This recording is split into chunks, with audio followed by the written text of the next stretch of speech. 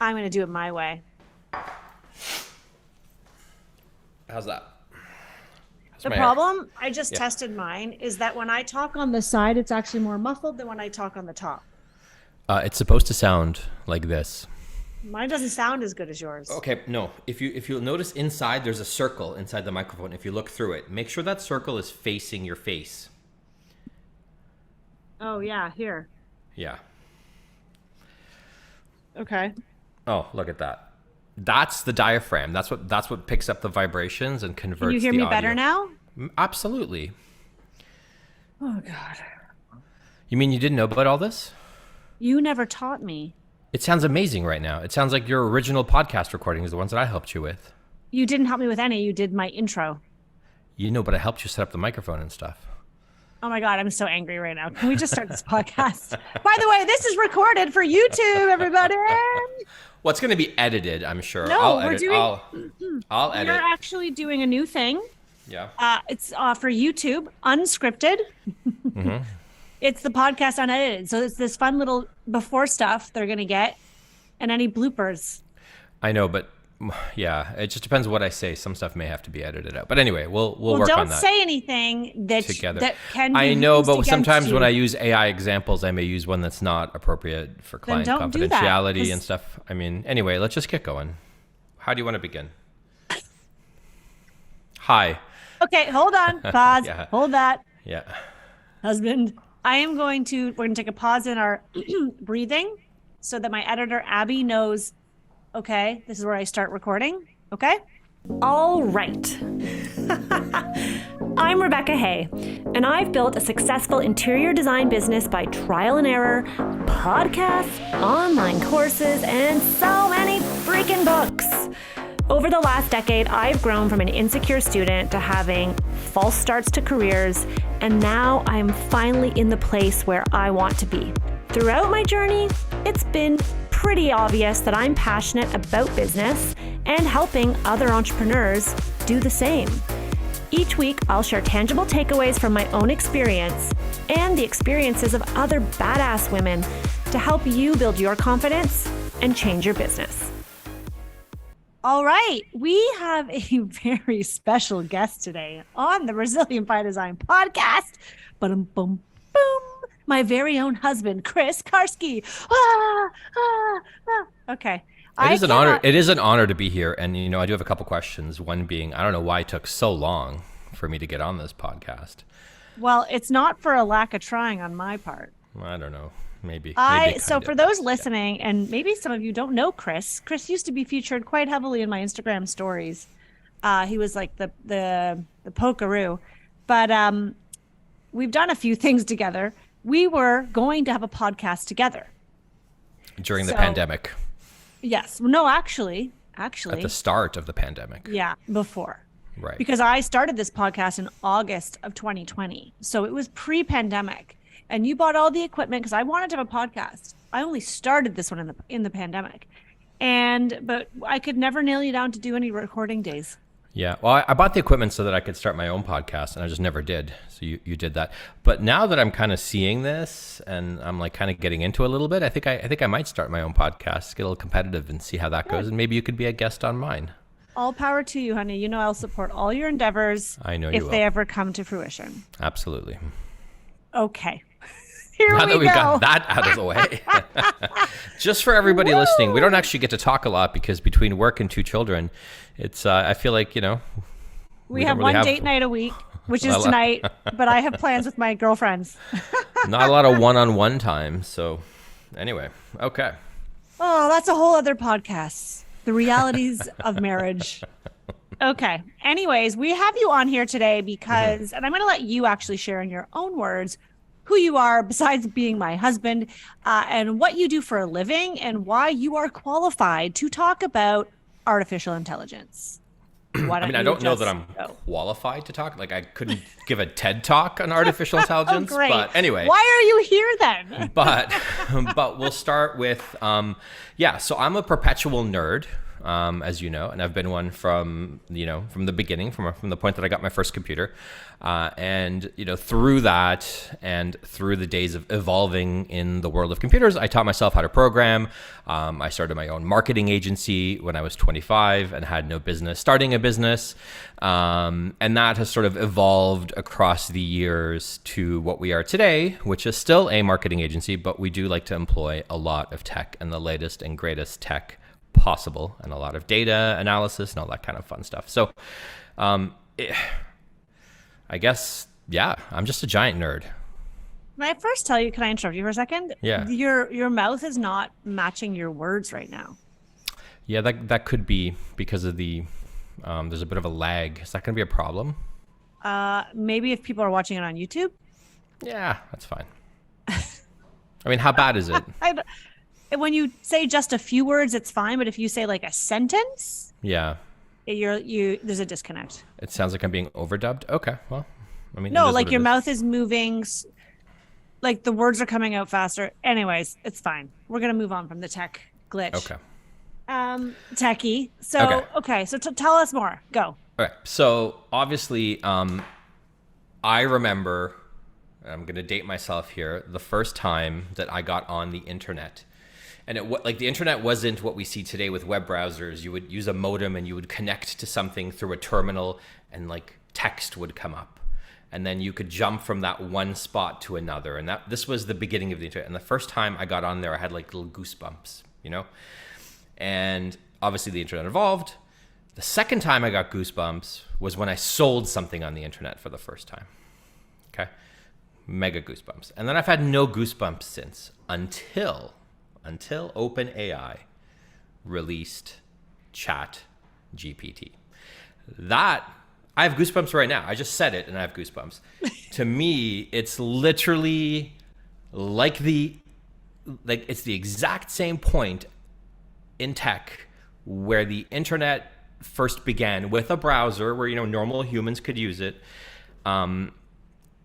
We're exactly in that same sort of starting point. And if we look at, where the internet evolved over the last 30 years, that's going to happen with AI, except it's going to happen in 3 years.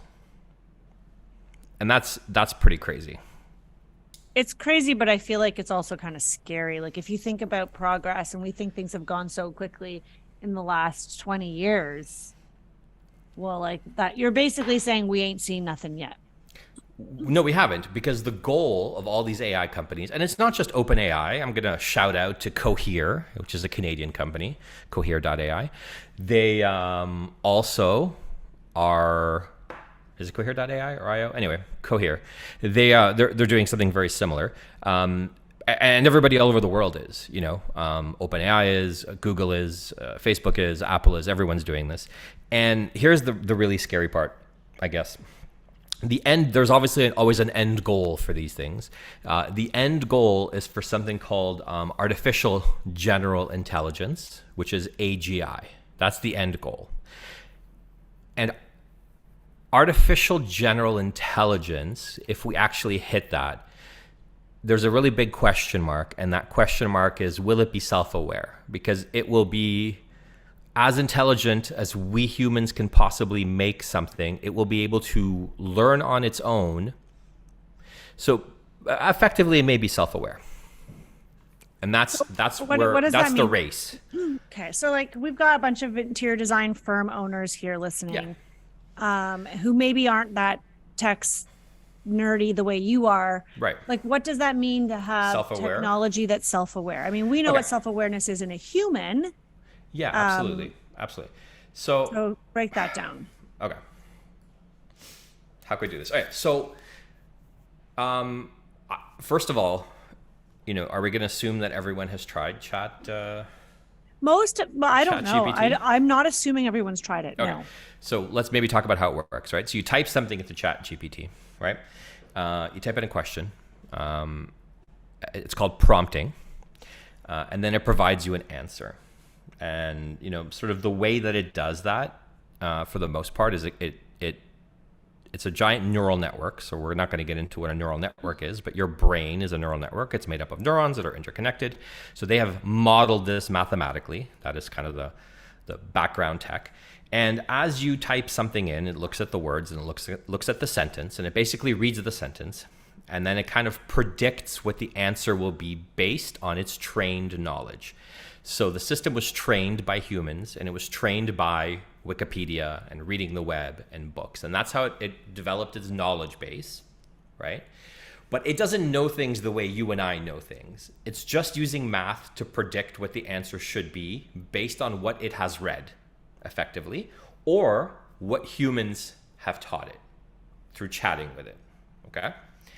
When you go into artificial general intelligence, that's more like us, being aware, being able to make connections without prompting, being able to spark ideas and creativity and all that kind of fun stuff. It's the end goal of artificial intelligence. It's effectively creating something that is a being, like for lack the of a better human term. brain. With effectively, no, but not just a human brain, the most powerful human brain ever that knows absolutely everything on the planet about everything and can make connections that we've never even thought of. That's the end goal. That's the North Star for AI. The fear is that we're going to get there a little too soon, and any kind of safety measures that are built around it to protect us from it taking over are going to fail. And that's sort of the doom and gloom scenario, right? But we're nowhere near there right now, so we don't have to worry about that. Are you so happy right now that you get to talk about this uninterrupted? It is pretty exciting, I'm not going to lie. I'm like watching you talk, and I'm like, oh my god, this is like every night you want to talk about this with me. I'm like, I'm not interested. I don't want to talk about Because it. I want to go it's to bed. okay. Now you have There's, your like, moment. There have probably been a few points in human history that have like evolved us from a technological standpoint. We've got like the Industrial Revolution, we have the internet, and now we have this. Okay, and it's Right. amazing. Yeah. So, I mean, here's what I know of it so far. And I'm curious your thoughts on what more there is that I don't know that would be relevant to my audience. But is that I need to find something online. So I open up ChatGPT and I say, hey, can you find me examples of great white paint colors? Hey, can you take this email copy that I copy and paste and write it in a professional tone that's also friendly but firm? But those are two different things that you just asked. So find me colors. That's more like a Google search. It's searching a database for colors. Right. Write me is a different prompt, right? That's, I want you to write me an email or write me a response to the email that I just pasted in, for example. Yeah, So I've done that before. I'm like, I got an Yeah. email from a client. I didn't know how to respond. Pasted it into ChatGPT and was like, can you prompt a response that politely and firmly tells the client that I'm not going to pay, or like something like that. Like I give it a bit of information. Yeah. But also so- I've used it for like, can you give me a subject line, or what would a heading be? Or what would a for business marketing, name be? Absolutely. So you have to, a really good way. Okay, so if we rewind a little bit, right? So it works on trained data, but the beauty of it is that in that chat GPT prompt, you can give it training data, right? So you could give it, a whole bunch of information about your business, and then ask it to act like a persona. So give it a persona. So say you are now the CFO of my company. This is my company. This is what it does. Obviously, the more information, the better. This is a spreadsheet of my financials. Where do you think we could save money, for example? And it will do it. So when you are prompting it, giving it a persona is incredibly important. So let's see, take the persona of an interior designer, and it will, and it'll say, okay, I am an interior designer, what would you like to ask me? Take the persona of, I had a marketer. someone in our Facebook group say to ChatGPT, she shared it. I thought it was funny. I think I maybe shared it with you. She was like, to ChatGPT, she said, you are Rebecca Hay of Rebecca Hay Designs and Resilient by Design podcast. Your client has asked this. How do you respond? Yeah. Is that the same thing? Yeah, it's going to be the same thing. It's going to take your persona, but keep in mind the learning, the training for this large language model system stopped in 2021. So it doesn't have any information from September 2021 onwards. So anything that it knows about you stops at that date. But it can still search the internet, right? So if you're looking for Google search it. Well, yes and no. So there are some plugins now that allow it to search the internet, but it's not in real time doing that in the background. So any responses that it's giving you is just based off the data that it was trained on. It's not based off any kind of real time data. So I can't say like, give me examples, or like, what are the best restaurants in Chicago? Okay, so you can, because if you have the paid version, there are plugins, and plugins will interface like OpenTable and whatever, and it could pull you. At that point, it'll go to OpenTable, it'll look for the best restaurant in Chicago, and then it'll ask you if you want to book that table and for how many people, and it'll do it for you.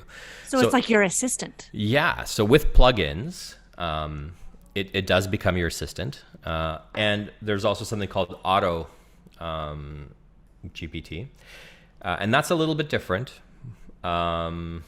Auto GPT, that's super nerdy, techie. It runs like a Python script. Anyway, you can basically create an AI agent that will continuously prompt itself. So you can give it a task like research all the interior designers in Canada, and tell me if any of them talk about their fees on the website. And it will just go. It'll auto prompt. So it'll like give itself a task list. Okay, well, first I need to find all interior designers in Canada. I need to create a list of all interior designers in Canada. And it's doing this in real time. I've created the list. Now I need to find each one's website, but I need to now search the website. And in the end, it'll give you a Word document of everyone, their URL and everything else that... It'll give you a Word document? Yeah. So wait. How do we designers then get this? We have to pay for this. This is like a subscription model? You don't. This is like a Python script that somebody created that runs on I don't even know how to explain this in English. Oh, so this is not available to the public. This is not available to the public. No. But why are you talking about these dark? I'm just because that's where it's going. Because we started on plugins. We started on plugins, right? So it can search the web now. You can enable browsing, so you can send it to a page. Visit this URL and give me a summary. But you got to remember, everything is one prompt, and it gives you an answer, and then you as a human have to then continue to prompt it. On the auto version, it keeps prompting itself until it gets to its end goal, whatever that end goal was that you set out for it to be. If you asked it to build you a website that looks like your website, it would literally go and do it. Are you serious? Because I'm going to hire a web designer. So should I not bother? Should I just get to the Python? Listen, it's still So Python is a computer language. I know. So Python scripts are going to be anyway. The reality is like it's not perfect, right? It's not perfect, but I have had it do research on competitors of my clients on the marketing, on the agency side, for example, and it's produced really good reports for me. So that's an example. I have had it build a simple website as well, and it worked. And then I passed that information on to my developer, and then he finished it, in a few days rather than a few weeks. So these are some of the ways that it can be utilized. In my world, in your world, it would be amazing for email copy, difficult responses to emails. You kind of have a gist of what you want to write to a client. So you can just tell it, I'm an interior designer. I need to write a client this email in a professional tone, and then just mash your thoughts down through your keyboard. Don't worry about grammar. Don't worry about punctuation, and ask it to rewrite this for you. And it'll write this beautiful email in seconds that would have taken you at least 15, 20 minutes through iterations and proofreading. And, should I do this? Should I do that? Like that takes all that out. So to not use this in your day-to-day life, just from the basic web version, we're not going to get anything crazy technical. Get the paid version because it's better. It's $20 US a month. I collect no revenue from this, unfortunately. And you can use it in it makes, honestly, I'm 30 to 40% more efficient and effective because of AI than I was prior to using it. And I've just scratched the surface. So if someone has never tried anything to do with ChatGPT, they're not going to upgrade and pay. Well, that's okay. You can do the free version, but there's different, just like in life and everything else, there's different versions, right? So the free version uses the 3.5 model. The paid version uses version 4. 3.5 came out, I think, in the summer, or maybe October was released to the public. I don't remember. And then 4 was released to the public in, I think, April. The leap between 3.5 and 4 is what prompted a lot of AI researchers and people in that field to begin to issue warnings that we need to slow down. So that shows you the leap between the two versions. So honestly, for the $20 US that it's going to cost you, try the good version. Don't waste your time. If you don't like it, it's just 1 month. But there is literally no way that you will not be blown away by this or not be able to integrate it into your business. And start with email. Email is the simplest one. And then you could go into marketing. It can write you subject lines, pre-header text, copy. I mean, we use it to write a lot of copy. And then we make slight edits. But again, it's simple.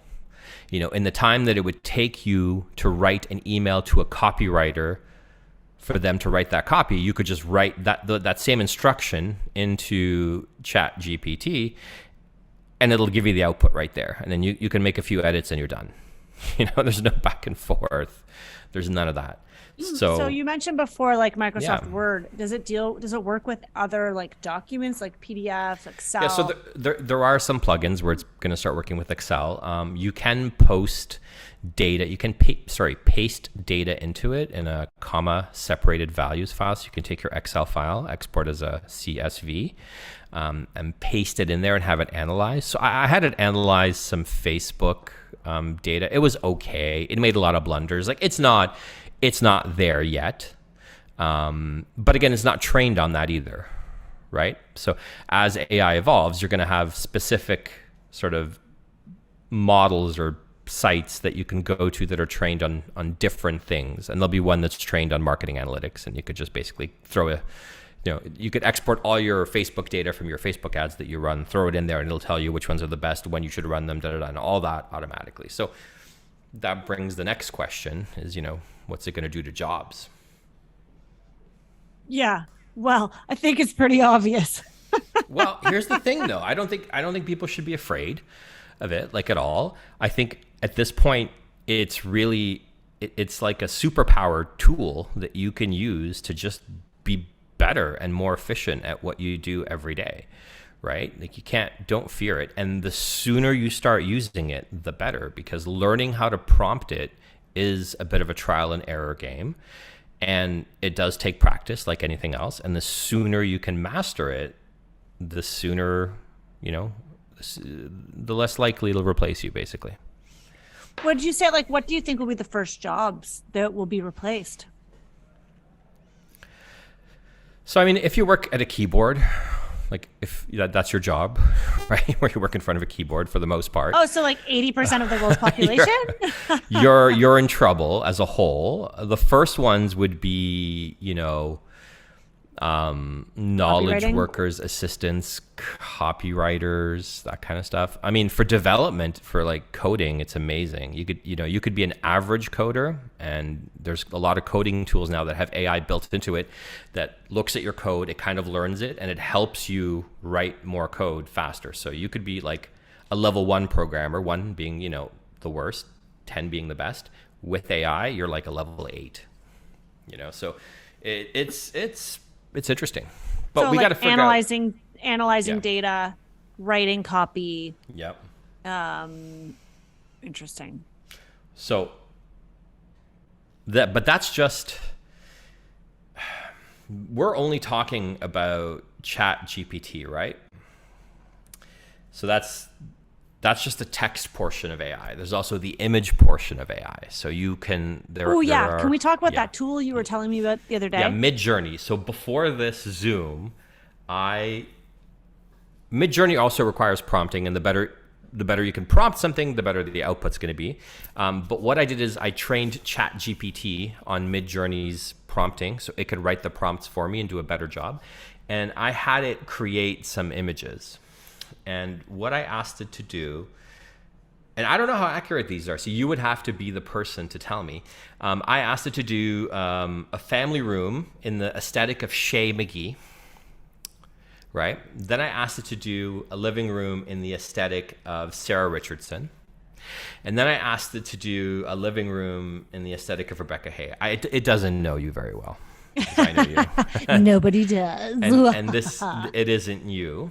But I mean, I can share the screen here. Yeah, you can share the screen. So if anyone's watching this on YouTube, and if you're listening right now in your earbuds and you want to hop on over, you can zoom to the middle of this episode and see the screen that he's sharing. So which interior designer do you think this would be? Well, they all look like they're more or less the same vibe. No, this is the same. These are it gave me 4 images of the same interior designer. This would be Studio McGee. You are correct. And this is entirely generated by AI. I mean, I don't think she would use so many blue pillows, but okay. We could ask it to reduce the amount of blue pillows and there's no on the curtains next on the one window, but you know. Look, hold on a sec. It's not perfect, right? Like, again, please rewind back to 1996 when you were first able to fire up a browser and look at a website. What state was that website in compared to where they are today? Remember, that's where we are with AI, but look how good it is already. That's crazy, man. Yeah. All right. So this is which one?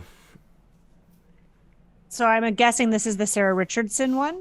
Correct. You are correct. Some more traditional elements. Yeah. Okay. Yeah. And this was you, which I don't think God. No, it doesn't. Just know me not at all. you. There's no idea who I am. Not you at all. I wouldn't do not any of those. You at all. Right? Or this is telling me something. I need to get a more consistent brand aesthetic. Maybe, right? But so, and the prompt for Midjourney was generated by Chat GPT. So when I asked it to do the shaming, all I said was, "Hey, generate me a prompt from Midjourney to make a family room in the style of Shay McGee." And then it said, this is what it generated: interior of a well-lit, spacious family room reflecting the clean and fresh aesthetics of Shay McGee's design style. The room is furnished with comfortable plush cream-colored sectional sofa, accented throw pillows in hues of blue and white, so that could have been changed. A rustic wooden coffee table sits at the center. Anyway, it wrote this whole paragraph, this descriptive paragraph. And it pulled that information based on pre-2021 though. Correct. Yeah, because her style has changed. I was going to say. Correct. It's different now. Based on what it was trained on, and that was her pre-2021, and it generated that image through AI. That's not a photograph. Okay, that was a AI generated image, right? So it's not even like a 3D rendering. That is like an actual. No, it's a photo. It's not a 3D rendering. It looks like a photograph. Yeah. And where it's going to get to in the design world, I think, is you'll be able to throw a room in, or actually you'll be able to feed it some dimensions effectively. This is the space, this is or here's the floor plan. Render out this room for me or whatever. Imagine this room for me. That's the term that's used for Midjourney, imagine, because it's a real photo. And put these elements in this sofa, this color, so I could say like use this Samuel and Sons fabric for the drapery and a top pinch pleat. I want to do a navy pinstripe sofa, and it just does it for you. Yeah. So the client comes into the presentation and they're like, yep, love it. Yeah, but except it's going to be your worst nightmare because the clients are going to do this ahead of time, right? Because they're going to have access to it and they're going to come in with like, this is what I want. Maybe it'll be good, I've learned. Just because you can and have access to the tools to do things, not everybody does it. So like, this is where I think for interior designers, especially if you continue to position yourself in the full service design department, your clients are hiring you for more than just that. They're hiring you to oversee, manage everything from start to finish. And AI is not going to be replacing you showing up at the job site. No, 100% not. So things that ensuring that those draperies are hung at the right and the height, and then the this, and then Not until it's in a robot. Fit through the door. Not until it's in a robot. And that robot has the mobile dexterity of a human, then it will replace you. But we're a long way away from there. But what it could replace are design assistants. Yes. What it could replace is someone out on their own won't need to hire a junior designer or bring on an intern. unless they need them to run around and pick up samples. No. And effectively also it helps you visualize the space, right? So in these examples, it made the space, but then you could just tweak it. You could go back, well, instead of those blue pillows, let's try, this fabric on the pillows. Like even the state that it's in at right now, it can do that. And so you as an interior designer can now visualize the space really, really well and make sure that your scheme is going to work. Yeah, no, what a great tool. I'm also thinking, I'm just thinking out loud here. If I were listening to this podcast right now and I'm someone who's in school, or I'm someone who's just graduated and like interning, or a junior designer, to me, this episode is going to tell you, learn these tools, because you can 100%. use these tools to have a leg up on your competition, and you can probably freelance to lots of designers, work for one design firm, and with these tools in addition to what you've learned in school, you will be a frickin' powerhouse. Yeah.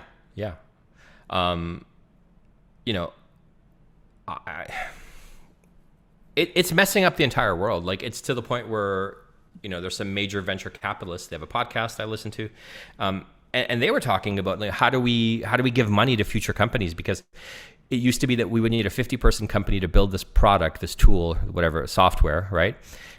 And we'd have to fund it, and we'd have to cut a $2, $3, $4, $5, $6, $7, $8, $9 million check to get them going.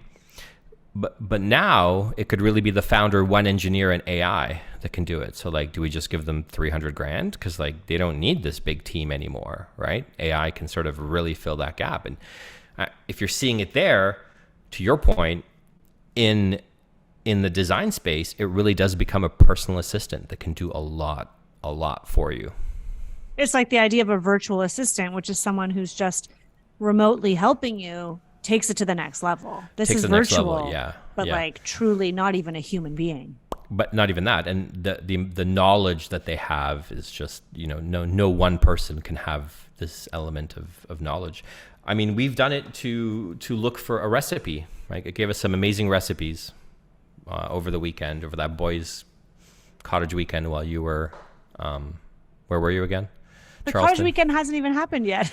No. You used AI to come up with recipes. Yeah, we used AI to come up with recipes because we had something, and it's okay, we can Google recipes, but we had a lamb shoulder. It told us how to cook it on the cooker that we were using, at what temperature to use, how to season it, and it just gave us everything that we needed within our context without having to search for all these things and do the translation. I'm sorry, did you just say on the cooker? Yeah, the cooker. Do you live in England? What? I've never heard you use that word before. Isn't that a British term? No, in the barbecue world, the cooker is what you are going to be, doing your low and slow on. So that could be an offset, that could be a pellet-fed grill. Clearly, I'm very ignorant in the world and ways of cookery. In this case, it was a Kamado grill. Anyway. But it knew what that grill was, and it knew how to cook that piece of meat on that grill and how to season it for the best flavor, because we were going to use it in a pita wrap. This is getting boring. It's amazing. This is great. I'm happy you're excited about the cooking world. Can we get back to design? Absolutely. And business. Absolutely. Let's talk about business. Oh, business. This thing can give you so many business ideas. So great. This has actually been really interesting. I never really thought of it in some of those ways. And seeing the visual really helps. Okay, what about the doomsday? Can we just talk for a hot minute so that I feel like everyone is so concerned about losing jobs, but I feel like there's something else going on that no one's talking about. And maybe there isn't, and maybe it's just my fear of technology speaking, but there's got to be greater ramifications to society than just job loss. Yeah, possibly.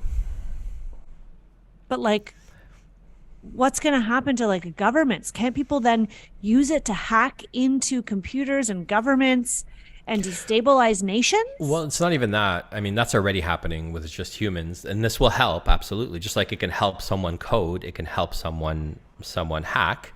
On the flip side, it could also help someone fend off a hack on the cybersecurity. So it is bi-directional. So it kind of gives powers to both sides.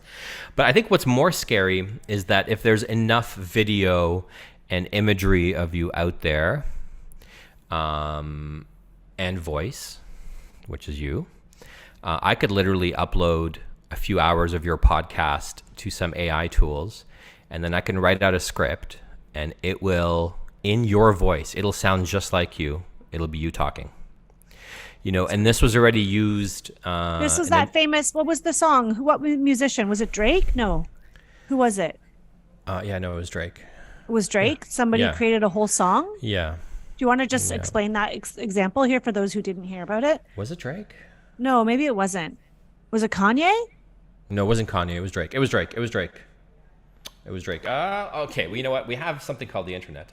We have technology. Here we are talking about tech and trying to use our memory. Who does that? Yeah. It was Drake. It was Drake. Okay, so there were two. That's a little bit different. So, okay, I'll tell you how that worked. A ghostwriter wrote the song. So AI didn't write the song. A human wrote the song, right? Because this Drake fan wrote the song, so he knew what his lyrics would kind of sound like. He had the beat produced. Then he recorded himself rapping the song. He took the audio track and used AI to make it sound like Drake. And then released it, and the thing was like a banger, basically. And now there's like a lawsuit. I believe it's Universal Music is looking to sue, but they can't because again. But he could sue because they're using his likeness or something. No. Well, his voice. I don't know. Do you own your voice though? It starts getting complicated. It starts getting really complicated. And before you said that we were going to start something more nefarious. There was a situation in I believe it was the U.S. where a mother picked up a phone and it was her daughter, and her daughter said, "Oh, Mom, I really made a terrible mistake. This is what's happening," and it was a ransom, for the daughter. Except the daughter was never kidnapped. That was just all AI that did that. Wrong. So right? Wrong. It's very wrong. So I mean, but then now we need to as a safety message, because now we're going on this sort of more nefarious side, you, your spouse, your children, whoever in your family, you need to have some sort of a code, right? So that if one of the, if that person's calling, you can text them and be like, whatever. Like they have to, what's the password or what's the passcode or something. So it's almost like that 2FA, right? Like the two-factor authentication. So you can really validate that it's that person and not someone using their voice to pretend call you to try and get something done. And that's going to go on to likeness too, because it's going to be the same thing with a video. Just like you saw that image generated, it's only a matter of time before we have moving film, right? So people will there's already those deep fakes, right? Where it looks like it's Elon Musk talking, but it's really not him and it's all AI generated. Yeah. So that's just going to get more and more and more intense. Oh my God. So see, that's the shit that scares me is look at what's happening in the US. You look at what's happening politically around the world. People are already meddling. Nobody knows what's true. Whose truth is right? Whose truth is truth? What is truth anymore? And then you throw in all these AI generated people and voices, and you can confuse a population to the point of complete anarchy and a complete breakdown of society. Yeah. And I know my podcast is not here to talk about this. I did study political science and English, by the way, in university. That was my major, was poli-sci. So I'm very fascinated in this. And that to me is what's really scary, more than the job loss. Because I think humans are resilient and we'll find ways to continue to make money and get creative. It's society at large that I worry about because I feel like we're so susceptible. Yeah. I mean, the truth is that you are no longer going to be able to trust your eyes. Right? It's like, remember the if I don't see it, I don't believe it. Well, now even if you do see it, you might not be able to believe it. That's kind of the big change, but we'll adapt. We'll adapt accordingly. I think as of right now, think of this as a plus, not a minus. And if it really ever gets out of hand, then there's not a lot. But do you think that this is where government needs to step in and there needs to be regulation? Or is that just going to complicate things even more? What are you going to regulate, though? I don't know. This isn't my world. Sure, you can regulate, but the bad actor in a different country that doesn't, just to be clear, these large language models are already open sourced. You can already, there's many of them. You can install them on your own computing system. You can train them yourself. Like the Pandora's box is open. So even if we do regulate, who's to say that there isn't a nefarious actor overseas that is completely going to ignore the regulation and do as they please. So I don't know that you're going to be able to regulate. And this is the warning effectively from all these top people like Elon and a couple of the AI researchers that we're moving too fast. Their greater concern is that it'll become self-aware and basically, try to take over humanity. Right. So basically, entire destruction of the planet. No big deal. Yeah, I mean, or humans anyway. Maybe I don't know. Who knows? And But we're still a good, like, at least we're a while away from there. So I'm not. I'm interested to see who comes out with the first movie about this. There's been a lot of movies about this actually already, but anyway, that's not the point. We're here to talk about how this can help interior designers. We just went down this like rabbit hole. I'm really good at rabbit holes. You don't listen to my podcast, so you wouldn't know this. I actually, truth be told, I don't listen to your podcast. That would fun be fact: if you have I don't think you should admit that. If you have a brass pen, your hands will smell like brass. I don't know. I just want to throw that out there because I'm getting a very Mr. Rabbit Hole. Anyway, back to business. Back to business. The business of design. Let's look at this with a positive lens. Yeah. And how designers can use this to their advantage. We already talked about a few ways. One of them would be learning that mid-journey with the photos and using it and playing around to see how it can help you. What else? How else can we use this to our advantage to help us better our business practice, our process, our marketing, our client relations?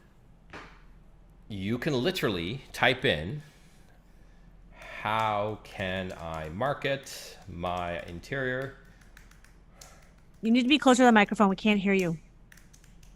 I know you're not a podcaster, but. Oh, no, I know. I'm the one that told you about these microphones. So, like... Okay, I'm not even going to go there. Oh, Jesus Christ. It can do a lot for you. Like, you can ask it, like, the most generic question. How could I market my interior design business in Ontario? And this is my unique selling position. Do you know what I mean? And it'll start giving you... information on how to do that. You can use it to generate blog content for SEO. It's like, you want to write something about colors and color science and how hues should work together. So you give it the persona of a copywriter. You tell it what you want to write a blog post on. Then, pro tip, you have it ask you 5 or 10 questions, okay, that you answer, and then it'll generate you this amazing original blog content because it asked you those questions rather than using... Hey, whoa, right? whoa. I'm sorry. Hold your horses.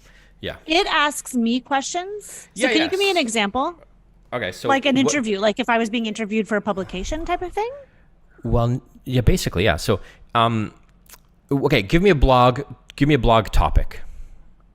An interior design blog topic could be, the design trends to watch in 2023.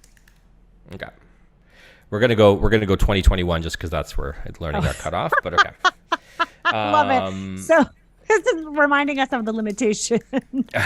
So maybe that's a really bad example because the design trends in 2021 are not going to be relevant today. Although maybe they will be. Let's find out. Ask me 5 questions, right, to make the article better. All right. So let's see what it does. All right. Oh, it's not asking any questions in this one. It's just going for it. So it's writing a blog post. Top interior design trends of 2021. A blend of comfort, functionality, and aesthetics. And it goes through everything. Multifunctional spaces, emphasis on comfort. Comfort became key. It's literally writing. Okay, let's find something else that would be questions. Yeah. Could it be like, like maybe like I don't know, like to be successful as an interior designer. Let's think of it, maybe it's a blog that I would post, like, or how about a bio? Okay. Like write a bio about me. Ask me 5 questions that you need to write the bio. Okay, that's good. Okay, try that. I really like this blog idea though. I want to come back to that. You can help people come up with that.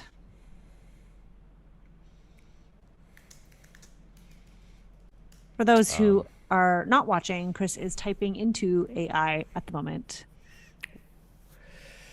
Sorry, what was the topic again? Ask me 5 questions to help you write a bio.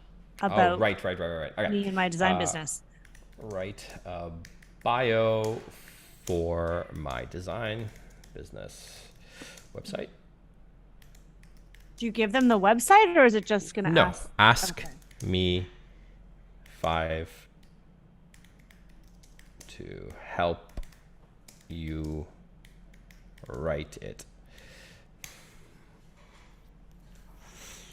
All right, so certainly it'll be glad to help.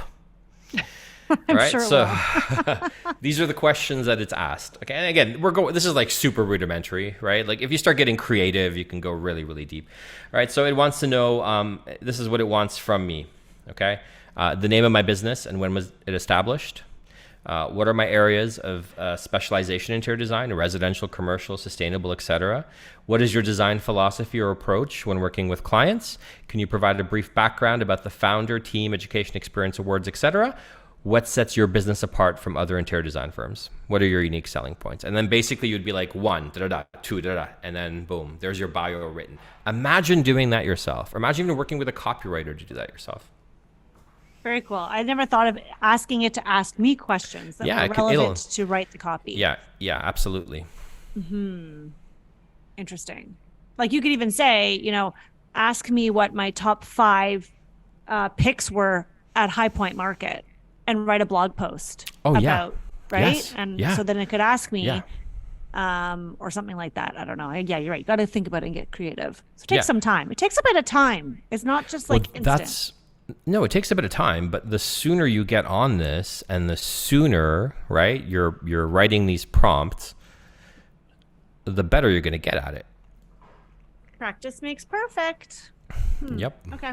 And then you can have it change the tone. Like it'll write the blog and be like, you know what? Less formal, more witty, throw a few puns in there, make it comical, whatever. And it'll make those edits because it understands what that means. Right. And that was something cool that I learned just from using it a little bit, is that you can go back and say, you can ask to change the tone of voice. You can ask them to throw in examples. Like it writes it the first time. And then what I think is cool is it saves it all. So you have your login. So I can go back and I can pull that response from before and I can... You could go back into that chat effectively, because it's saved, and say, hey, this is a similar situation, different client. These are the client's names. This is what's different. Write the email. You have to give it any more prompting. It already has that background knowledge about that first email response that it gave you. Yeah, that's very cool. I feel like this is a giant plug for OpenAI. There are other tools that do this too.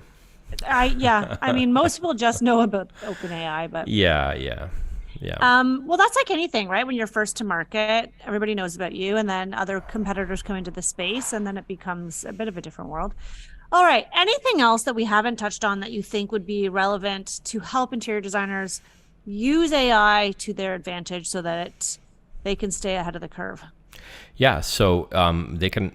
So we've really only talked about like the business itself, right? And we've touched a little bit about marketing, writing some blog posts, writing some copy for your website, fixing the copy on your website. I mean, I'm sure there's a lot of people listening that are starting out and, they wrote their own copy. They can literally just cut and paste that in, right? And say, rewrite this copy, ask me any questions that you think are pertinent to rewriting this copy, and it'll do that. And they can fix the copy on their website in 15, 20 minutes, an hour, right? So that's like step 1.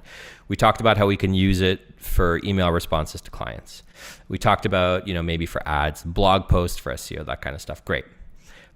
It can also, like, once you teach it, talk to it about your business. Oh, and by the way, you don't have to type. You can just like audio, like if you, Siri or whatever, you can use that to communicate to it as well. So that saves you the typing. Quite often I just do that. It can give you business advice. This is my banking situation. This is how much I have. This is, how much I'm spending monthly. What's my cash flow look like for the next 3 months, right? Like you can start asking it business questions and it will answer them for you. It has that knowledge. It has an MBA. Right. But I mean, you still want to listen to Resilient by Design podcast because that's going to be really specific and hopefully entertaining. And I'll tell you why. At the bottom of the Chat GPT area, like that you prompted, and I'm going to read it verbatim.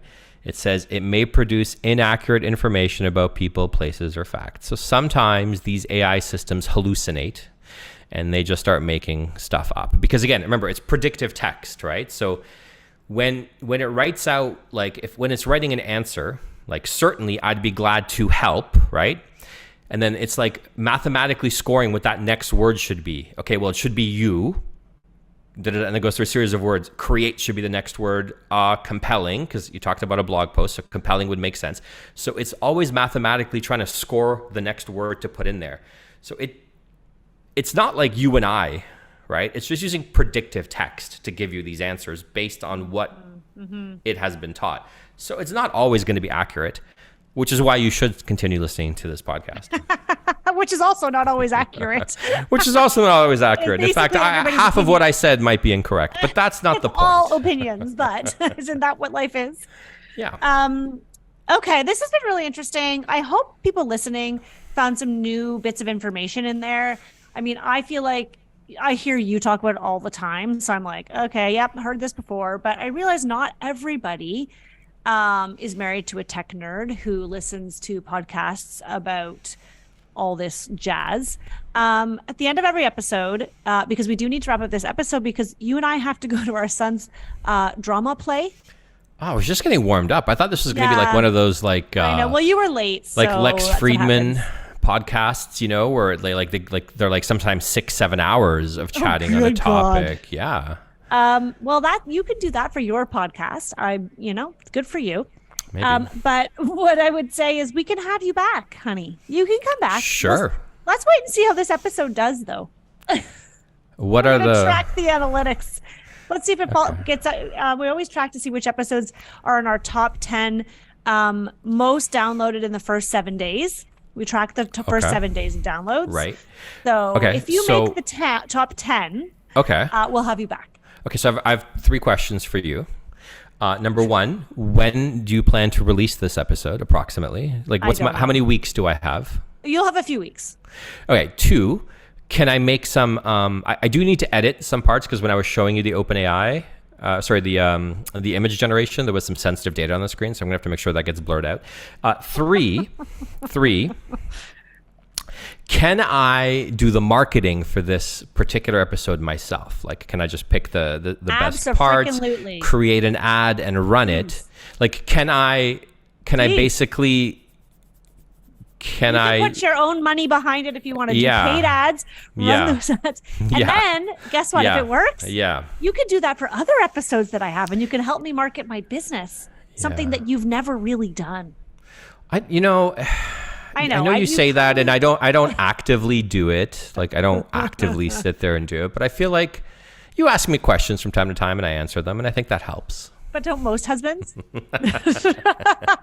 Even husbands who are like lawyers, I'm sure they give their feedback. I know, I give you a hard time. Okay, well, please do promote this episode. Let's see if we get the right audience. Yeah, and you know what? I kind of enjoy this, and now I'm kind of enjoying being back on camera. Remember, I was doing those marketing videos before. So I think I'm going to, like, when you release this, in the show notes, you can put my Instagram and stuff. I'm going to refire that up. Yeah, I'm going to fire up my social media. Instagram. Oh, I'm going to start. I'm going to have AI generate a lot of the content for me. Yeah. You heard it here first. Kris Karski on Instagram. Okay. Yeah. Kris, we got to go to the school. So what I did not prepare you for this. At the end of every episode, I ask each guest to share one last nugget of wisdom for our audience. It could be something that we already mentioned that you just want to hammer home, or it could be something we didn't even touch on. What is your last nugget of wisdom for the design firm owners listening today? It really is, and it's going to be what we talked about the whole time. Embrace AI. Like, honestly, don't wait. Like, you finish listening to this podcast episode, go to chat.openai.com, pay that $20, load up Chat GPT-4. As of the airing of this episode, it could be 5, could be 6 by the time somebody listens, depending on sort of where we go. But and start using it. Start using it now. All right, it will change your life from the moment that you start using it. It'll make you more productive. And the more productive you are, the sooner you can get to your goals. And the sooner you get to your goals, hey, right? The better for you. Love it. All right. Thank you. And guys, if you're listening, hop on over to the Designer Meetups Facebook group and let me know, have you been using ChatGPT? Have you used any AI tools? How's it working for you? What do you love? Let's start a conversation inside that Facebook group. That's what that group is for. And if you liked having Kris on the podcast, let me know. Maybe we'll invite him back. We'll see. I'll even jump into that Facebook group and answer some of those AI questions. Oh my gosh. Well, you know what we could do? We could set up a Facebook Live for when this episode airs. And we'll do that. So if you guys are listening and you're not sure whether or not it happened, hopefully we'll have put it into the show notes. And if you're not a member of the Designer Meetup Facebook group, I don't know what you're doing. You should get over there. Definitely get over there. All right. Thanks so much, Kris Thank you. Karski. It's been a slice. Okay. So what did you guys think? Having Kris on the podcast was pretty funny for me. It's weird interviewing someone who you know so well and whose information you've heard like a million times over. But I hope it was really helpful for you. If there's anything in that episode that you thought would be interesting to do a deeper dive in, let me know. We're definitely going to have Kris join us inside Designer Meetups to do a live. So when this episode airs, please check the show notes, check my Instagram, check the Designer Meetup Facebook group. We're going to make it happen. He can answer all your questions and more. And it might even take you down a rabbit hole in the world of coding and dark web stuff, but who knows where it'll take us. I hope that this at least inspired you to just dive right in and try, because there's a lot that AI can do for you. Okay, guys, that's it. I'll see you soon.